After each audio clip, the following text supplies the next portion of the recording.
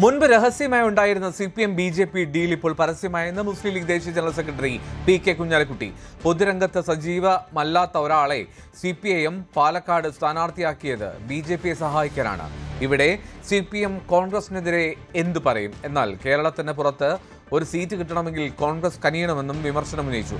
മങ്കടയിൽ SDPI സ്ഥാനാർത്ഥിയെ പിൻവലിച്ചാലും LDFന് അതിന്റെ ഗുണം ലഭിക്കില്ല എന്ന് കുഞ്ഞാലിക്കുട്ടി പറഞ്ഞു.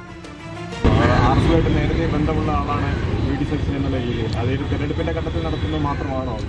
അല്ല, ഇത് ഇങ്ങനെ ഒരു അബദ്ധം ചെയ്യുമ്പോൾ അവർ ആലോചിക്കേണ്ടതായിരുന്നു.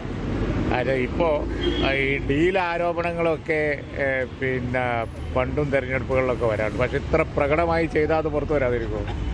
പാലക്കാട് കൊണ്ടുപോയി ഒരു UDFന്റെ വോട്ട് ബാങ്ക് ഭിന്നിപ്പിക്കുന്ന പ്രകടമായ രാഷ്ട്രീയത്തിലൊന്നും ഇല്ലാത്ത ഒരാളെ സ്ഥാനാർത്ഥിയാക്കി അതാരെ സഹായിക്കണം? മൂന്നാം സ്ഥാനത്തുള്ള LDF, രണ്ടാം സ്ഥാനത്തുള്ള BJPക്ക് വേണ്ടിയാണ് അത് ചെയ്തിരിക്കുന്നത് എന്നുള്ളത് ഏത് കുട്ടികൾക്കും മനസ്സിലാവും.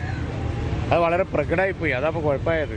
ഇതൊക്കെ പണ്ടും ചെയ്തിട്ടുണ്ടാവും, പക്ഷെ ഇത്ര പരസ്യമായിട്ട് ചെയ്യലില്ല. അത് പരസ്യമായി ചെയ്തത് ആരോപണമല്ല, ഇപ്പം പരസ്യമായി പോയി. അതാ സംഭവം.